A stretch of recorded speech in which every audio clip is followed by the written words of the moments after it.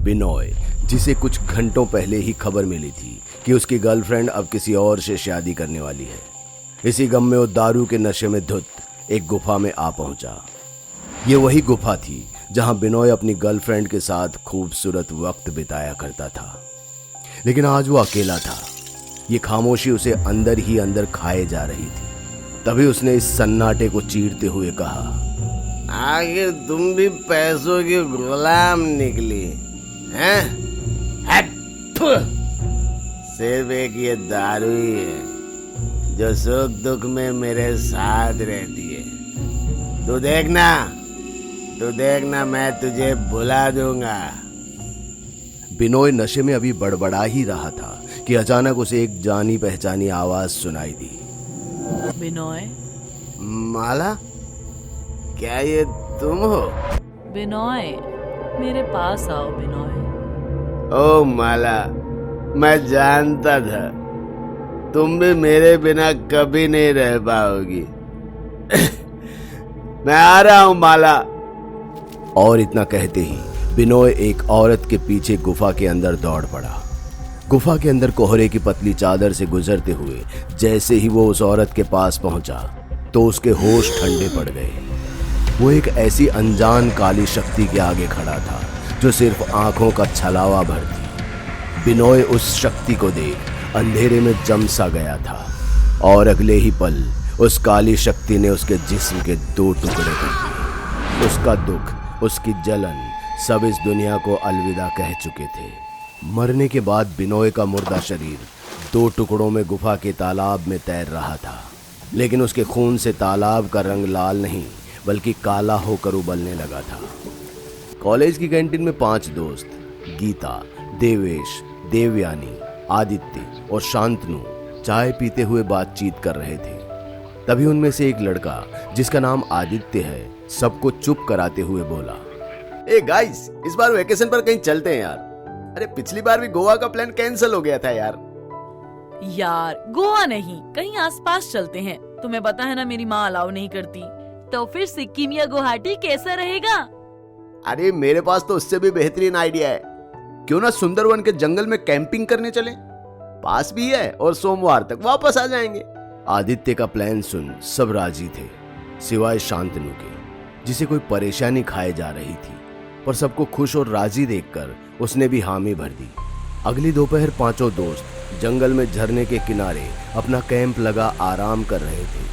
तभी देवेश और देवयानी को एक गुफा दिखी जिसका रास्ता 2 बरगद के पेड़ों से छुपा हुआ था। यार ये गुफा देखने से काफी खुफिया लगती है। कोई और मेरी जगह होता तो कहता कि यहाँ से जल्दी निकलते हैं, पर मैं कहूंगा कि क्यों ना रात यहीं बिताई जाए। इस पर गीता ने एक्साइटेड होते हुए कहा, वैसे आइडिया अच्छा है, आग जलाते हैं जल्दी से। सब अपनी सहमति जताते हुए हाँ कहते हैं, पर शांतनु मना करते हुए कहता है कि ए भाई, ये सुनो, यहाँ रुकना खतरनाक हो सकता है यार। ऐसी गुफाओं में अक्सर खतरनाक जानवर और चमगादड़ हो सकते हैं जो रात में चुपके से हमला करते हैं। मेरी मानो तो उल्टे पांव चलते हैं यार। शांतनु की बात सुन सब शांत हो गए और फिर एकदम हंसने लगे। शांतनु को मालूम हो गया था कि सब लोग उसका मजाक बना रहे हैं। क्या हुआ काका, डर लग रहा है? अबे शांतनु, मर्द बन और डरना छोड़। ये बात सुन शांतनु एक पल को देवेश का गिरेबान पकड़ने को होता है, पर फिर गुस्से में अपने दांत भींचते हुए वहां से चला गया। सूरज ढलते ही जैसे जैसे रात थोड़ी गहरी हुई, देवेश और देवयानी झरने की तरफ कुछ पल अकेले बिताने को चल दिए और आदित्य भी मौके का फायदा उठाते हुए गीता के पास पहुंच गया। गीता, काम निपटाकर गुफा के अंदर आना, तुमसे जरूरी बात करनी है। हाँ, बस अभी आई।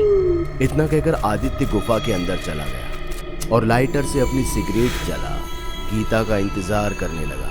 इंतजार करते हुए कुछ मिनट गुजरे ही थे कि तभी किसी ने उसे उसके नाम से पुकारा। आदित्य। गीता, क्या ये तुम हो? सुनो आदित्य। आदित्य के मुड़ते ही उसे अंधेरे में कुछ दूर एक औरत का साया दिखाई दिया जो अपने गले से दुपट्टा उतार उसकी ओर फेंक अपने बदन के बाकी कपड़ों को उतारते हुए गुफा के अंदर चली जा रही थी। आदित्य भी कपड़ों को सूंघता हुआ अपनी वासना को आग दे रहा था। मैं जानता था गीता, तुम भी मुझे चाहती हो।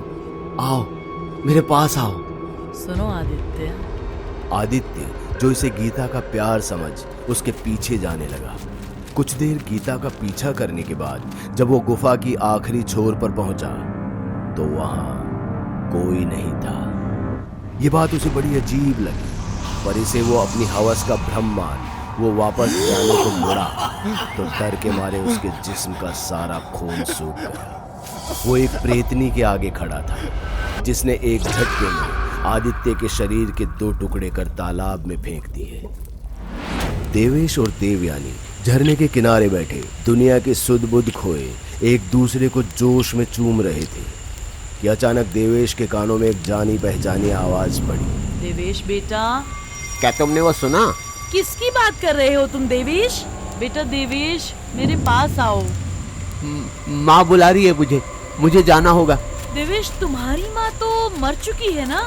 भावनाओं में बहकर देवेश आवाज का पीछा करने लगा और देवयानी देवेश का। देवेश जैसे ही गुफा के अंदर पहुंचा तो उसे अपनी आंखों के सामने अपनी माँ दिखाई दी, पर जैसे ही देवेश अपनी माँ को छूने उसके पास पहुंचा तो देखते ही देखते उसकी माँ एक खूंखार प्रेतनी में बदल गई जिसने आदित्य को मौत के घाट उतारा था। प्रेतनी को देख देवेश डर से जम गया था। बहुत हिम्मत कर उसने कांपते होठों से बस इतना कहा, देवयानी, मुझे बचाओ। देवयानी जो देवेश का पीछा कर रही थी, देवेश की ऐसी चीख सुनकर डर से कांप उठी और अपने इकलौते प्यार को बचाने के लिए और तेजी से गुफा के अंदर दौड़ने लगी। लेकिन कुछ ही दूर पर ही उसे देवेश दिख गया। वो अपने ही खून में लथपथ रेंग रहा था। उसकी ये हालत देखकर देवयानी उसे किसी तरह गुफा से बाहर ले आई। तुम्हारा ये हाल किसने किया? एक जंगली भेड़िए ने मुझ पर धावा बोल दिया था। किसी तरह मैंने अपनी जान बचाई है, इससे पहले कि वो फिर से यहाँ आए। हमें निकलना चाहिए। देवयानी अभी घायल देवेश को सहारा देकर बाहर ले जा ही रही थी कि इतने में उसका फोन बज पड़ा जिस पर गीता का कॉल आ रहा था।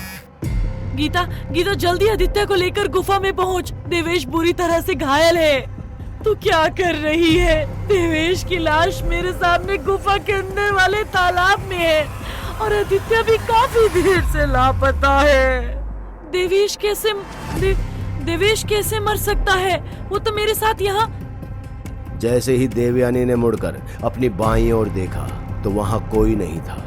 देवेश गायब हो चुका था, पर इससे पहले कि वो कुछ समझ पाती, धीरे से प्रेतनी ने उसके कान में फुसफुसाते हुए कहा, जंगल में पीछे से आवाज आए तो कभी मुड़कर नहीं देखना चाहिए। इतना कहते ही वो अनजान शक्ति देवयानी को पैर से घसीटते हुए गुफा के अंदर ले गई। वहीं दूसरी ओर एक चट्टान के किनारे दुबक कर गीता ये सब सुन रही थी।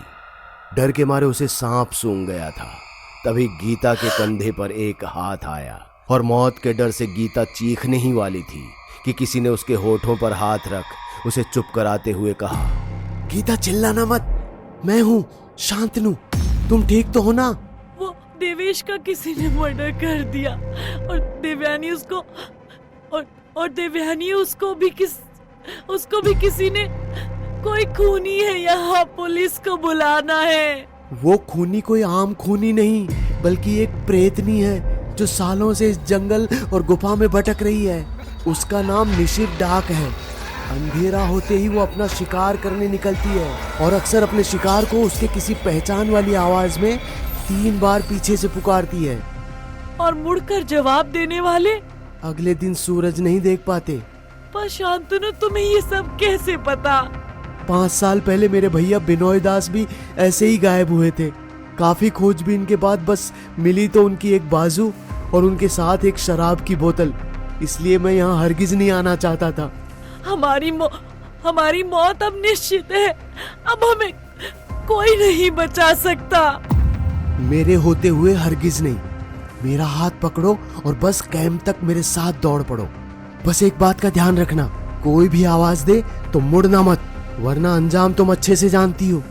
इतना कहते ही शांतनु गीता का हाथ पकड़ गुफा की भूल भुलैया से निकलने के लिए दौड़ पड़ा। और जब दोनों गुफा के निकास द्वार पर पहुंचे तो उन्हें किसी के रेंगने की आवाज सुनाई पड़ी। और ये आवाज किसी और की नहीं बल्कि देवयानी की थी, जिसकी बाईं बाजू उसके शरीर से अलग हो चुकी थी और बाएं पैर की एड़ी भी मुड़ी हुई थी। गीता, शांतनु मुझे बचाओ वरना ये मुझे मार डालेगी।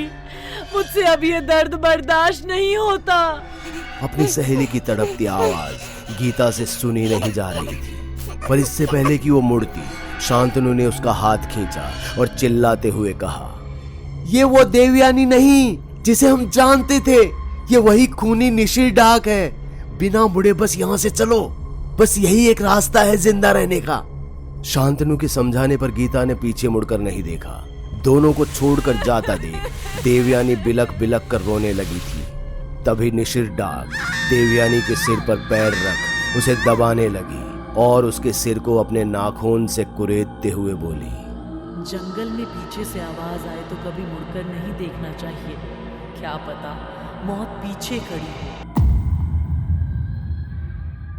दोस्तों, अगर आपको हमारी कहानी अच्छी लगी हो तो लाइक, कमेंट और शेयर जरूर करें। साथ ही रेगुलर अपडेट के लिए चैनल को सब्सक्राइब करें। और अगर आपके पास भी कोई डर से भरी दमदार कहानी है तो भेजिए हमारे मेल एड्रेस पर अभी।